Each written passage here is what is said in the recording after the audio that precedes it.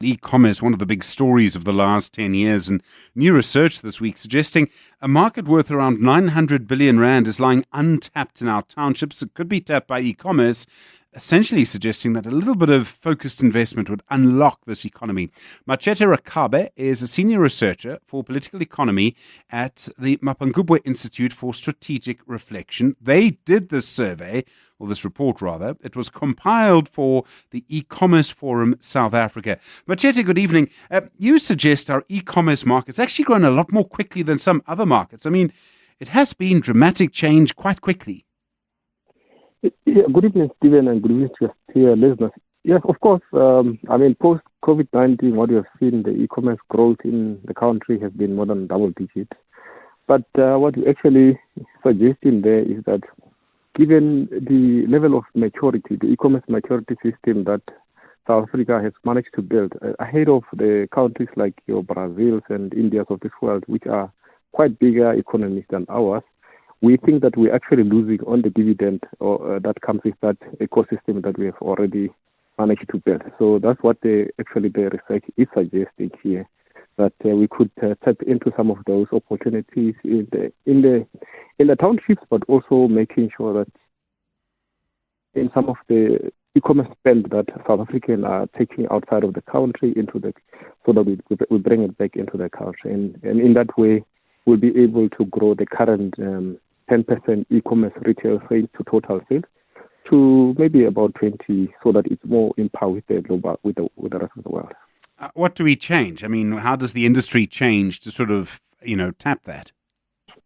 So we're looking at a number of interventions, which could be either regulatory or policy interventions. So at first, we think that there's quite a number of, there's a lot of regulatory fragmentations, and that kind of holding back the growth that the e-commerce system can grow. And we think by coordinating and harnessing those regulations, that's one area where we think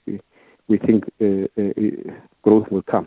We also think we also need some kind of coordination at the level of the authorities, especially because the regulations that are governing e-commerce are quite extensive, and they are not sitting within one custodian. So you need almost like somebody or an authority which can coordinate those regulations, and so that whatever changes required to be made can be made as quick as possible.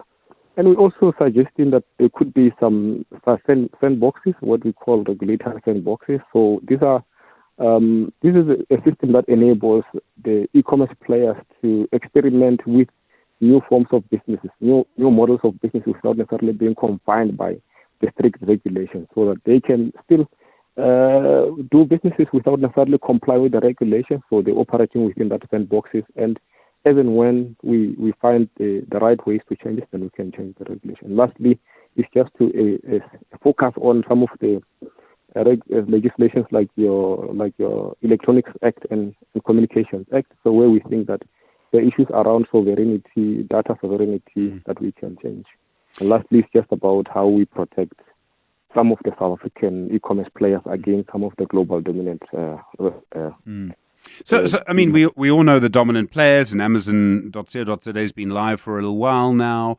But we also have a dominant South African player. I mean, do we need to sort of open up the South African space a little bit? Yeah, and really that's what the report emphasizes, is that we're not leveraging on the critical significance of e-commerce as to create market access, especially for the small players. And the small players can range from those e-commerce players themselves, but also the small businesses in the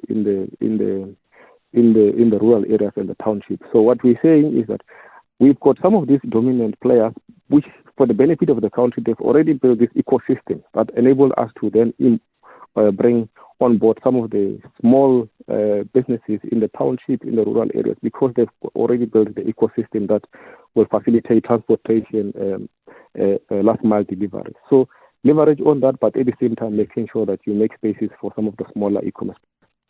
Do you think anyone in government is listening? There's so much talk about regulation at the moment, Machete, and I'm sorry to say this, but I am not convinced that the Department of Trade, Industry and Competition is really listening. I mean, it's not just the field you're talking about. It seems to be everywhere.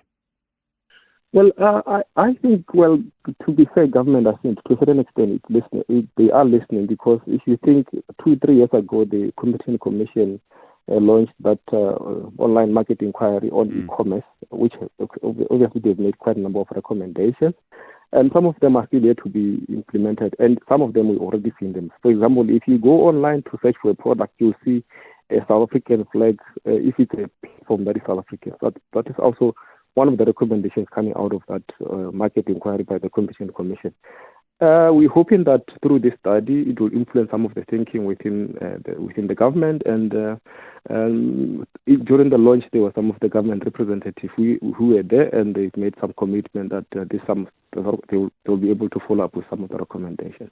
Machete, thank you. Machete Rakabe is a senior researcher for political economy at the Mapungubwe Institute for Strategic Reflection.